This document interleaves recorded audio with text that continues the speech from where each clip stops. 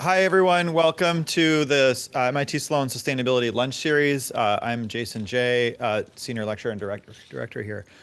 Before we got underway, this is the first meeting of our lunch series since the conflict started in Israel.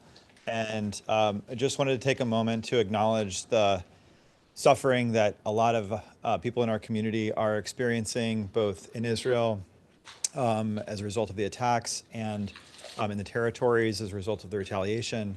And just want to say that we at the Sustainability Initiative are here for you if we can be of help in any way.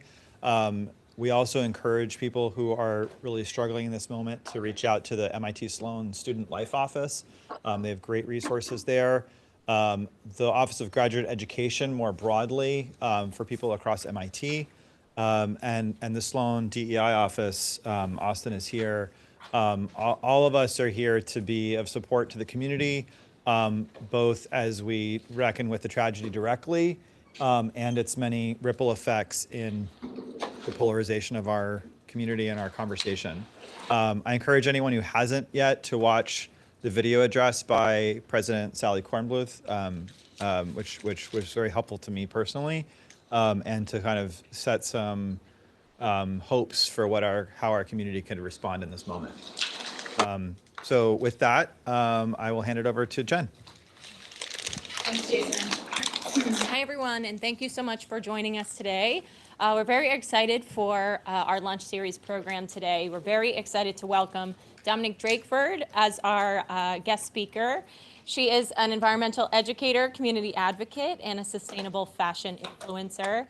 And she's here to talk all about environmental justice and redefining what equitable sustainability means for all of us. We're also thrilled to be joined by Bria Hardin-Boyer. She is a first-year MBA student here at MIT Sloan. And she's, woo! Thank you. She's going to be facilitating today's conversation.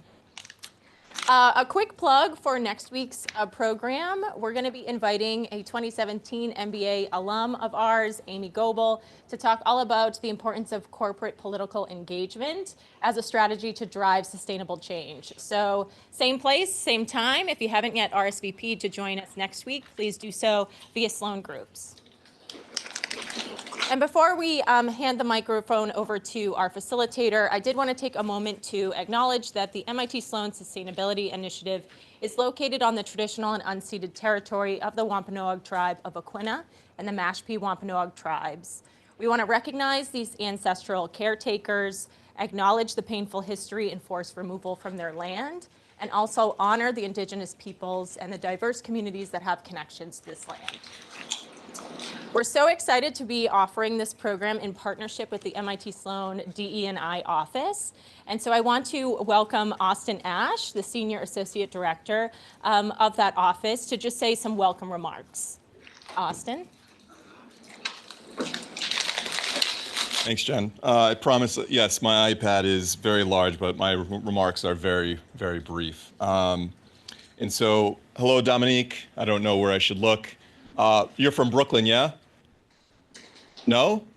No, I'm from Oakland. Oakland. Oh, why did I think Yes, Brooklyn? yes. I read that wrong. Okay. Well, I live in Brooklyn. I've been here for 15 years. Okay. I thought I was messing up. So you're not from Brooklyn, but you are of Brooklyn now.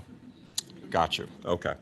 So to pay homage to Brooklyn, I wanted to open up really briefly with a quote that I think will help center this conversation. It's from your fellow Brooklyn Knight, whether you claim him or not, Yassine Bey, who is a rapper, for those who might not know.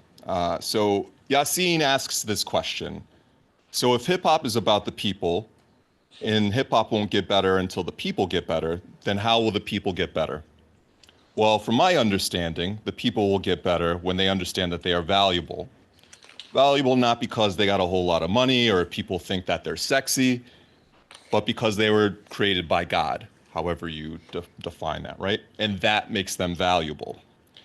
And so I really feel in a way that Most was having a conversation with us, or Yassine was having a conversation with us about the importance of protecting what is valuable, and the most valuable thing being people. And I feel like we feel like the Office of Diversity, Equity, and Inclusion feels like, right? Like there is no more important resource to protect than the principled leaders that we're trying to develop here, and that will go out into the world after 2 years of being here and change and make for a better world. And so I think while your course studies and the conversations you have all kind of add up to that development of being a principled leader, this conversation I think is an especially important one, given Dominique's research experience and just dedication to the people. And so again, it's my honor, it's our honor on behalf of the Office of Diversity, Equity, and Inclusion to be co-hosts of this important event, and which we believe is another important notch in your development into becoming principled leaders. And Dominique, I have to go, but I was promised that I'd get the recording, and I want to talk to you about some hip hop stuff, okay? Yes, absolutely. All right, sounds good. And with that said, I yield the floor to you, Dominique, and to our fantastic facilitator, Bria. Good afternoon, everyone. My name is Bria Harden-Boyer, and I use she, her pronouns. I'm super excited to be here with Dominique today and all of you and all of those who are tuning in virtually for our conversation.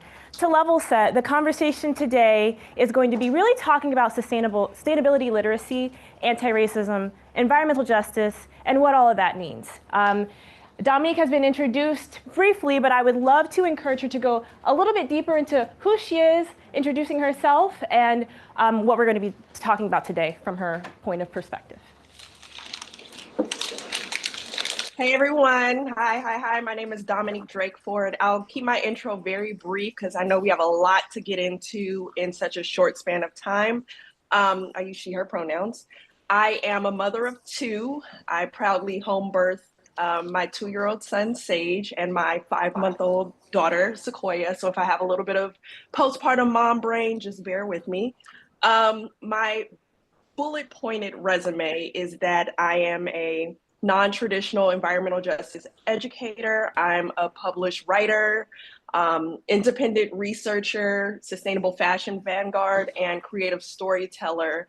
And the nucleus of my work is that I hone in on reimagining and redefining sustainability from the Black diasporic lens. And I've been doing this for the past 15 years. And so that's my brief intro. Thank you so much, and mine will be quick too. I worked in DEI my entire professional career, most recently at Hinge, the dating app. I'm here at MIT Sloan to apply diversity and inclusion as a lens to product development, specifically for marginalized communities. I also am a seamstress on the side, so I'm really excited about this conversation today. And I know it's about to be fall, so it's gonna get cold, so I wanted to invite us all to do a little icebreaker while we're eating. And we're gonna play a game of this or that. So Dominique, feel free to engage if you want to, but we're gonna practice this or that by raising our hand by what we would prefer, one option or another. So with that, I'll start. Would you prefer zero waste cooking class or a gardening class? So raise your hand if you would prefer zero waste cooking, all right, or a gardening class. Okay, I see you, okay. Next, would you prefer thrifting or upcycling? Thrifting? All right. Upcycling. I don't even know what that means. Amazing.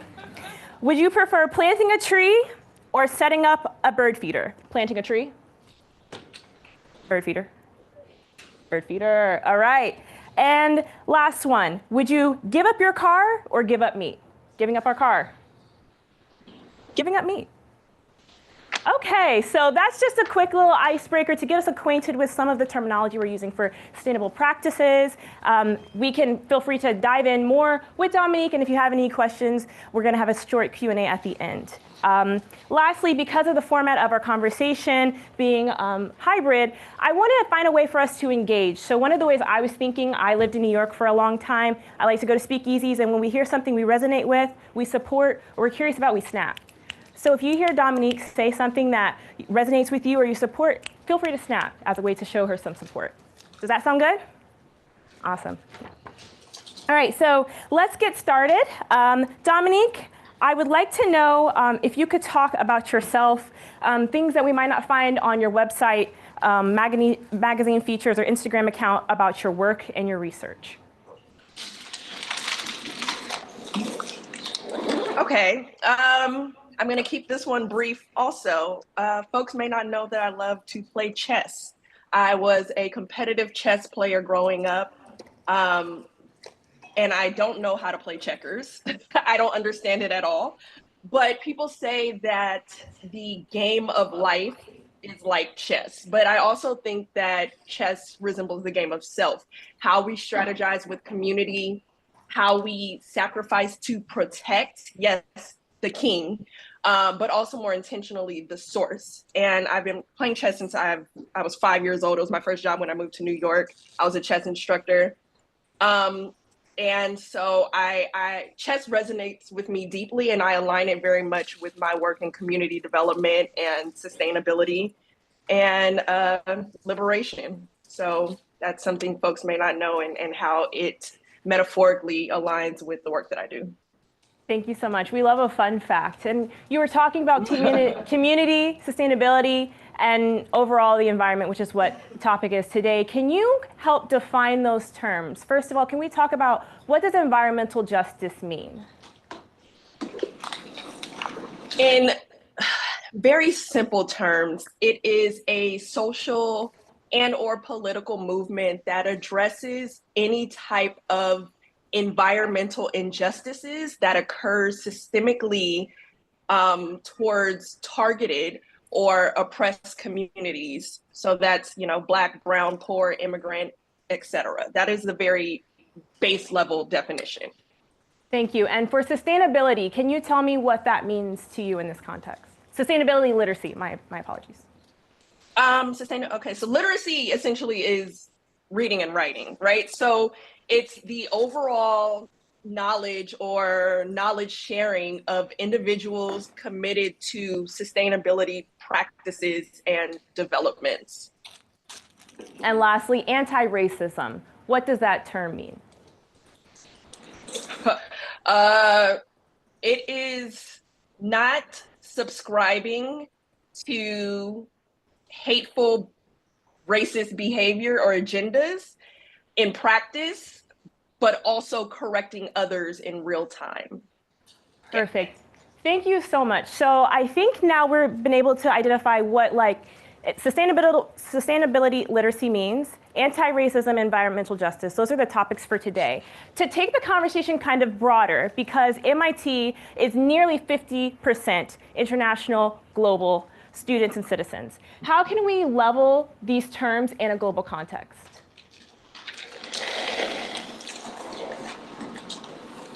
Yes.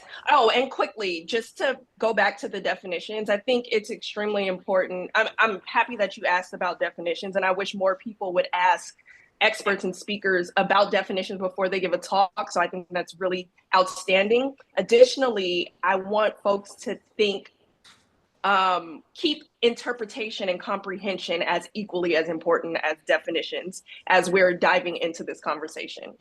And so to answer the question about, we're just placing no worries. We're placing those definitions, sustainability literacy, environmental justice, and anti-racism in a global context. Being that we're at MIT Sloan, we're working with the MIT Sloan Sustainability Initiative, and we're talking to a group of scholars and global students. How can those terms apply to how we live our lives? Okay, so I'm going to answer this question, and forgive me if it's a little long-winded. I'm going to answer this question by also tying in colonial frameworks as context. So my work in decolonizing education is ever evolving, right? Especially on American soil, and as a Black woman, as a Black mom with Black kids. It's a continuous practice of unlearning, right? I don't implement the 4 R's, the reduce, reuse, recycle, right, I actually move by redefine, reclaim, reimagine, and revolutionize. And so in order to break down the colonial framework with those terms being the nucleus on a global scale, I think context is very important. Colonization and the ecosystem of racism that it supports is both very complex, but also a simple ideology. We have to understand that pre-colonization, the continent of Africa had the most powerful and sustainable kingdoms, right? A lot of folks probably heard of Timbuktu when they were kids.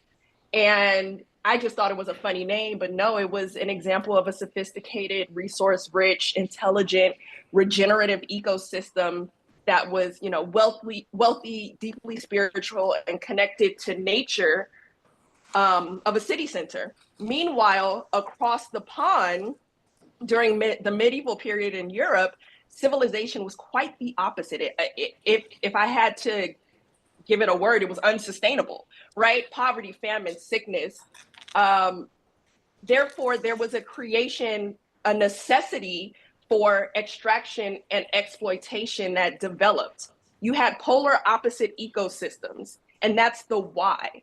So we have to ask ourselves, who were enslaved during the transatlantic slave trade? And this is a part of history that globally everybody has to understand, because this is how the framework of systems were created.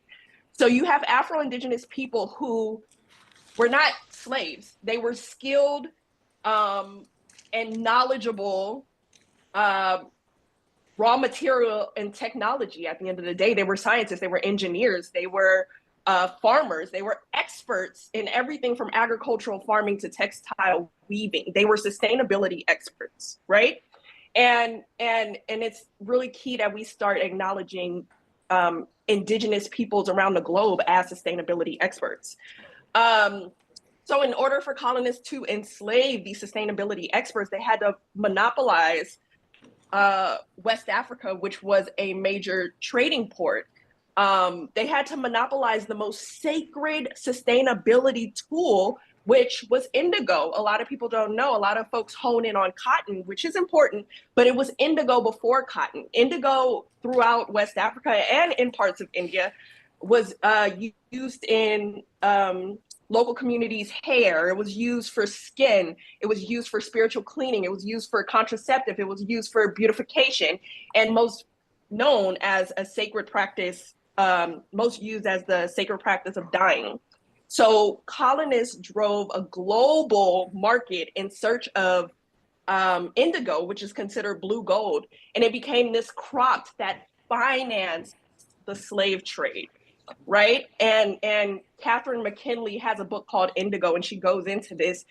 Folks need to read that book, and she needs to be on the shelves in everybody's sustainability discourse bookshelf.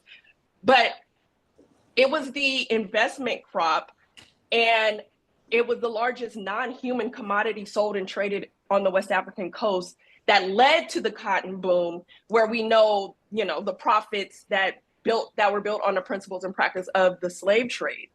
And so I know I'm trying to condense it because it's so much, but ultimately you have 10 million plus African sustainability experts who were imported to the Americas, to Turtle Island, or native indigenous communities, that land that created global corporations and overseas investments, i.e. white wealth. And this colonial wealth was the nucleus of sustainability. And when you start to hear statistics about, like in the 1700s, expanded revenues in England's foreign trade by more than 700%, and annual slave revenues average nearly 15 million, which is 50 billion today, you're astounded that in the 1850s, 3/5 of American exports were cotton, and the US supplied 3/4 of the global supply of cotton by the start of the Civil War. And so you really start to see the exploitation of Black bodies in a very unsustainable way as the heartbeat of global unsustainability and technology. And then what you have is the evolution of prison labor and agricultural systems and the systemic criminalization of Black bodies, i.e. you have sharecropping systems, the tenant farming, the convict leasing, and just sort of the morphing of the prison system as the foundation of global prison industrial complexes around the globe.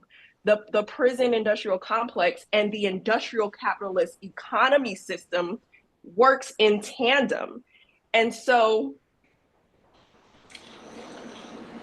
it's very critical to see how the movement of body and intellectual property has built these localized ecosystems, but these global ecosystems of exploitation. And so I gave that background so folks can understand what honestly is what I call the roots of anti-Blackness as the foundation of a colonial framework. It's not just racism. These specific points in history that have multiplied stems from an understanding of anti-Blackness and racism as the whole entire economic system was built on the continuous energy flow of Black disposability and Indigenous disposability as a physical and psychosocial cultural system of normalized daily existence and operation. I'll stop there because I feel like we're going to get into a little more. Yes, thank you so much. And I know that this is your area of expertise. I know you've done a lot of work with decolonization in context of environmental justice. So I wanted to not only take a time to give some snaps, but also give a pause. That was a lot of information. And I want our audience to be able to not only follow the historicity of what you're saying, but also bringing it to present day. So thank you so much for giving that background to Level Set today. You spoke about the global scale of anti-racism, decolonization, and how it relates to the environment and sustainability. I would be remiss if I did not acknowledge that we are in the Western world, in North America, at MIT. And while we have numerous institutes, think tanks, initiatives, programmings, scales, determinants to investigate sustainability measures and how we can contribute to the world, we also very much contribute to these same harms and wastes globally. So I wanted to talk about what does accountability look like from where we are right now and who we are right now in the context of environmental justice, anti-racism, and sustainability literacy. Yeah. So I think an important ideal that people have to understand is focused around systems. And so in trying to break down what the system looks like, how it started, and how it's maintained, I think it's imperative for folks to understand that I have outlined the racist, anti-Black colonial system into three main pillars, right? I believe that it is policy, which controls access, education, which controls information, and marketing, which controls perception. When we go to policy, we look at the fact that laws and policy were inherently created and made legal for Black people to become a non-compensated permanent labor supply while expropriating Native Indigenous land without enjoying the fruits of their labor in order to build delusional white theory and practice of wealth. We have to ask ourselves how, why, and for whom were laws created, what legal sanctions allow access to freedoms and liberties, and how are the loopholes and preferential treatments used in the legal system to benefit one group over another, right? Easy examples. The London Company gave legal land grants to European settlers in America, which gave wealth to white folks to bring in the Black labor. These are laws. Naturalization law, only allowing white immigrants to be on this land. And this is very interesting because this is how they were able to control population. And then in the 1750s, 33% of the population 33% of the population became Black. And so laws were created to decrease that number, to decrease the power of Black folks and make sure that a lot of power was in the European immigrant communities. And then later they allowed Asian immigrants and Latino immigrants so that the level playing field was leveled out. And so the percentage of Black people declined from 33 to 10 intentionally for power and control. These are policy, these are laws. 13th Amendment, of course, the manifestation of legalized slavery. When we go to the pillar of education, it has intentionally been used to diminish, devalue, and erase Black and Brown experiences. It omits the transparency of historical and current dominated white societal exploitation while amplifying white appropriation or saviorism or leadership and sustainability.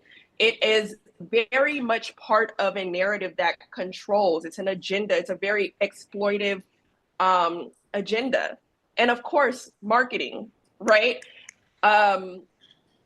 The visual and the textual pictures used to reinforce credibility of who is sustainable, who are our leaders, who's doing exceptional work. It's a premier psychosocial conditioning system to control a narrative that informs attitudes and beliefs, right? Who is being presented in the media and how? How does any form of media protect the interests and create a conditioning system of perceived realities? And so these pillars are global frameworks for how colonization, not only how it started, but how it is maintained and is a well-oiled engine that continues to be present today. Thank you so much for that. In the same context of your three pillars and maybe talking about some of the bad actors, can you talk to me on the flip side? Who are some actors that are getting it right? Who are some organizations, some people, some companies, marketing, education, policies? Where is that silver lining for this topic today? You're gonna hate me in this answer. I get asked this question a lot. As a Black woman in America, I am optimistic, but I'm also a realist. And so I can always find ways for an entity or individual or movement to improve. I don't necessarily like to call out organizations who are getting it right, because we are in a reconstruction period. 7 to 8 years ago, when I first used the word decolonization on a panel, I almost got kicked out the damn room.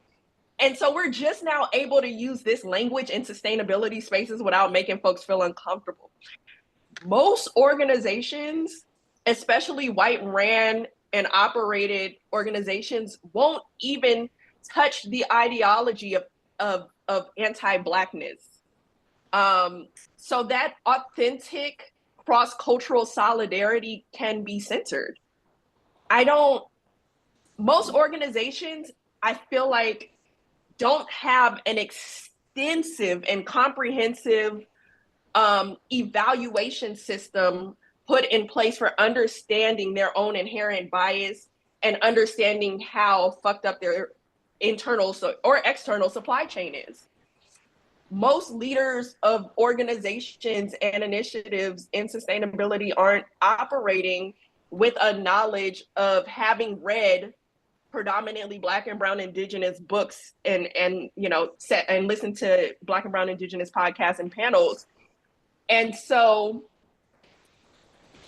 I feel like because we're in this reconstruction era, where we have to completely reimagine what sustainability ecosystems mean. And we're all learning, unlearning, and we're all multidimensional beings. It's hard for me to say what organization is getting it right. What I will say is, shameless plug, I partnered with Kestrel Jenkins of Conscious Chatter to create a exclusive podcast series called Decolonizing the Sustainable Fashion Agenda, where we brought in 16 Black and Brown experts across the fashion supply chain. Those are folks, if you go listen to that podcast, those are folks that's a great place to start. And those are folks who are doing work and have resources to organizations who are doing great work. And I think we have to remember, again, because we are multidimensional, there's great elements of an entity, and there's always room for improvement. And so that is my answer.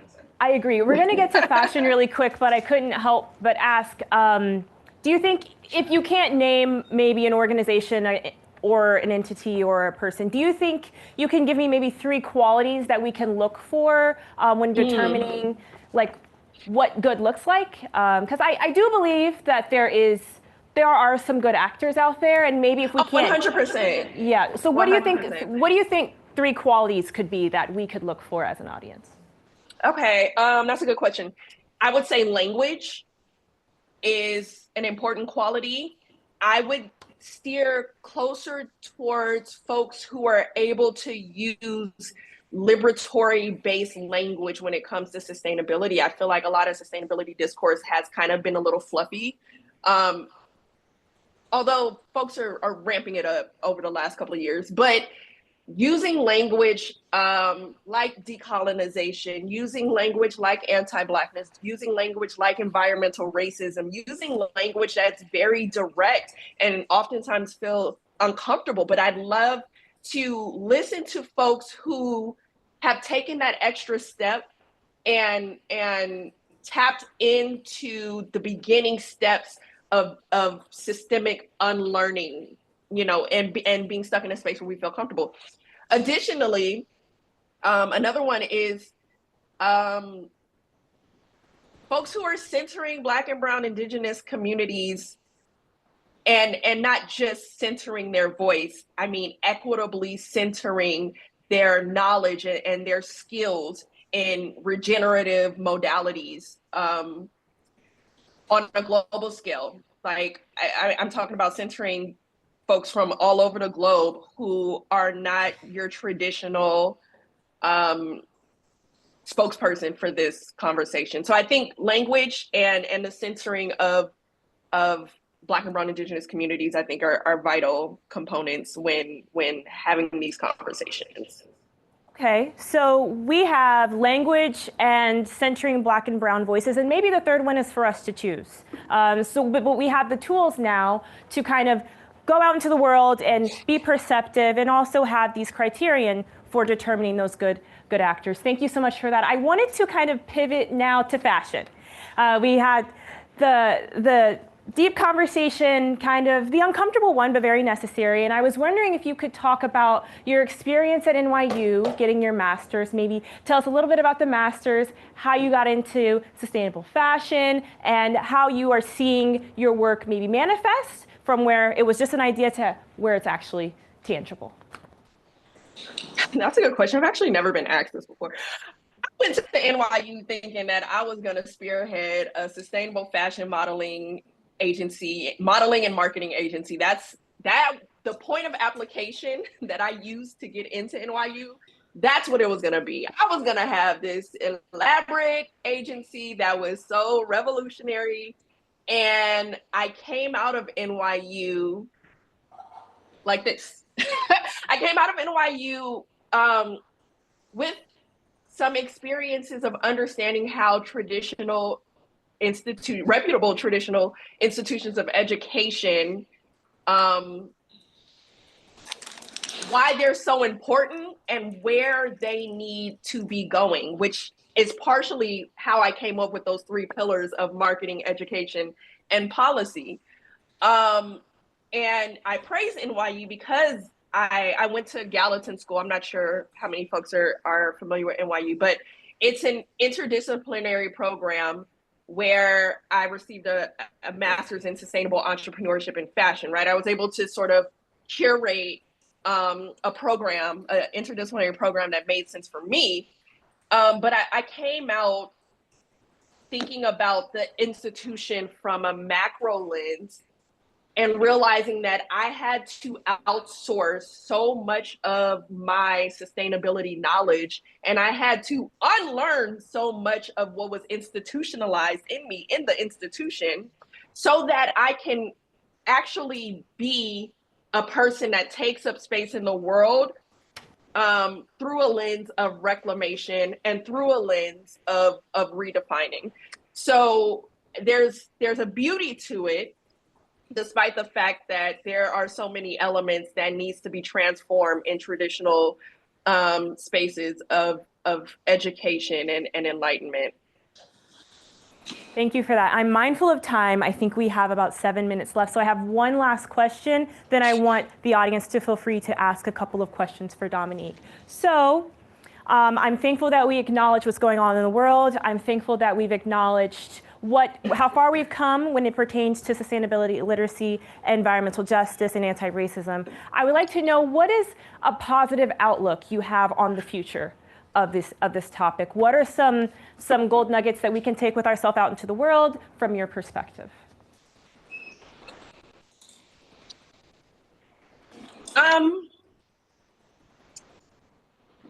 I would say that, I know this may sound negative, but it's gonna flip itself into a positive.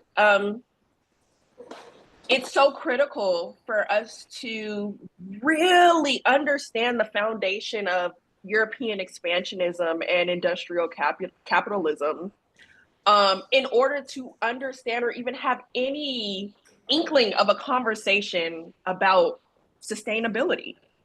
And I think these last couple of years, folks are deep diving and attempting to get to the root of unsustainable practices, especially when we have conversations about waste, which I think is so critical to understanding race and systems, right?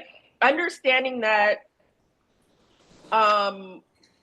Black and Brown Indigenous practices have mitigated waste inherently, and people, Black people, Brown people were, and in many ways still are, disposable and part of waste cycles. So I feel like we're getting to a point where we're drawing lines, understanding that if waste is the significant problem in sustainability as it relates to cultural relevancy and racism and capitalism, we're starting to understand that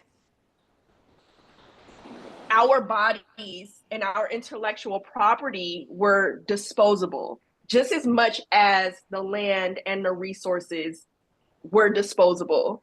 Unearthing these truths, and I think people really are actively unearthing these truths, will help us get to the root of the issue and not just reaching for the branches, so that we can create paradigm shifts that result in systemic infrastructural changes. I think we are having a lot more uncomfortable conversations because I wasn't allowed to really do this 6, 7, 8 years ago. And so this is a beautiful, these are just beautiful moments that are taking place where folks are having uncomfortable conversations about the political truths of where we are and where we need to be. So I'm happy that we're having these deep conversations about waste models. So yeah. Yeah. Thank you so much. And I'm happy to be having this conversation too. I wanted to extend the invitation for anyone who has a question for Dominique. Feel free to raise your hand. Yes. I would love 3 book recommendations. You mentioned Indigo, so maybe 2 more or 3. The question was, what's your name? Marissa. Marissa would like a couple of book recommendations. She liked the suggestion of Indigo, but can you offer 2 more?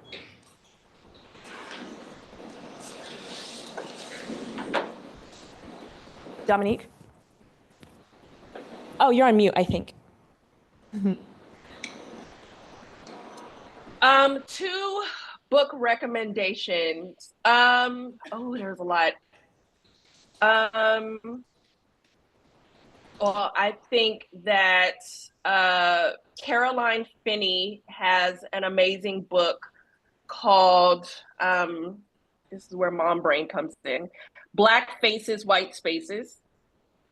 It's an incredible book about reimagining a relationship with land, and actually does some great digging into those pillars that I discussed earlier.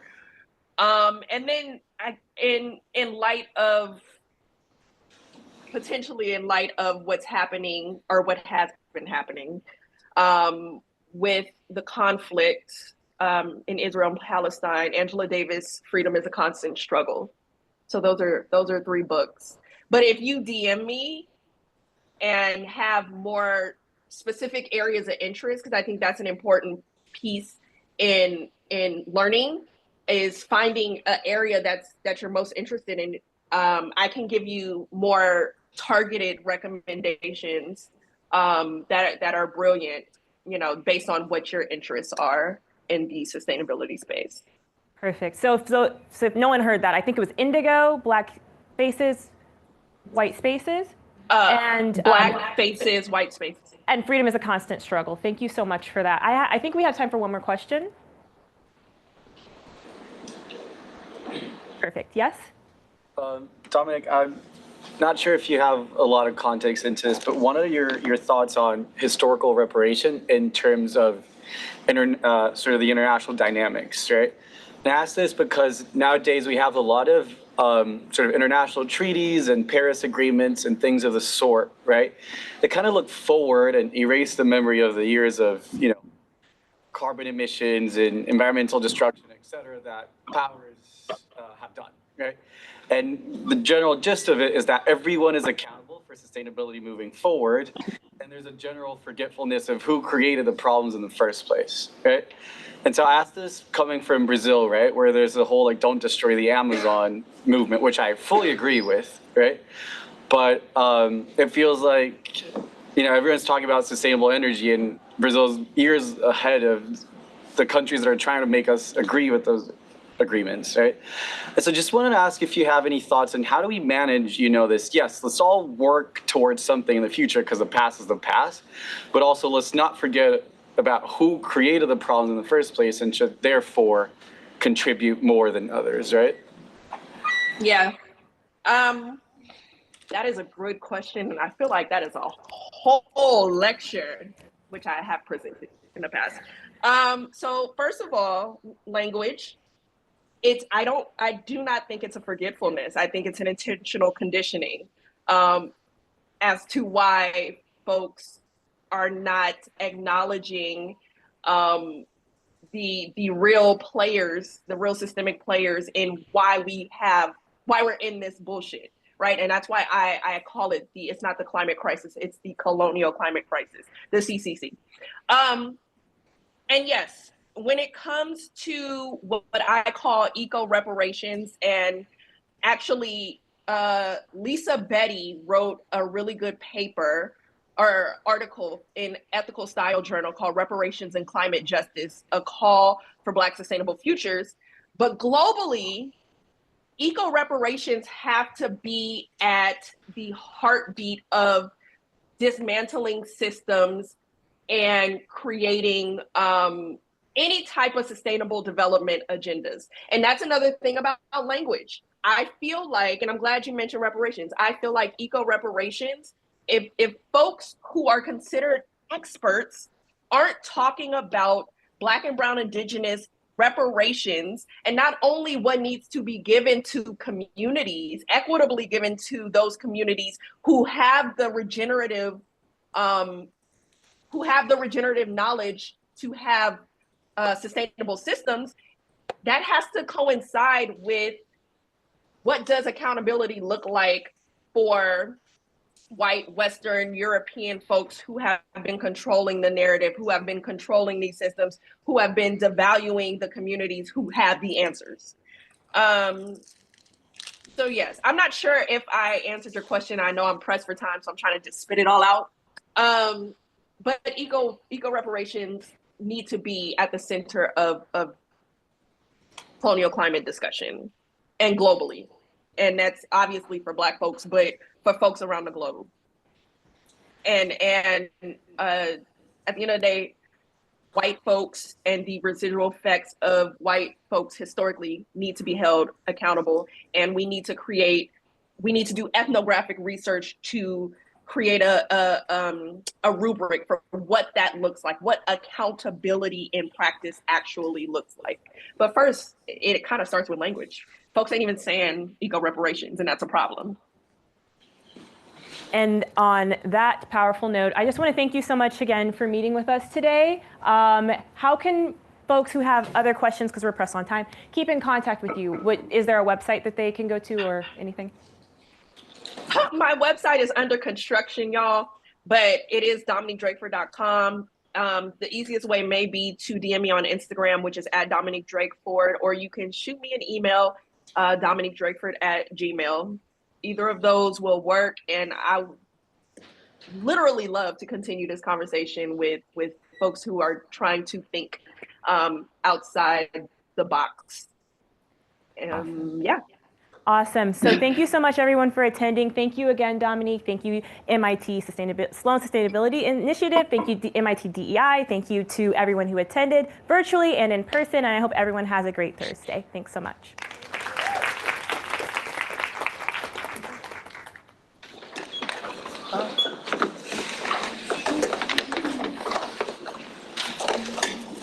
And thank you, Bria. That was exceptional.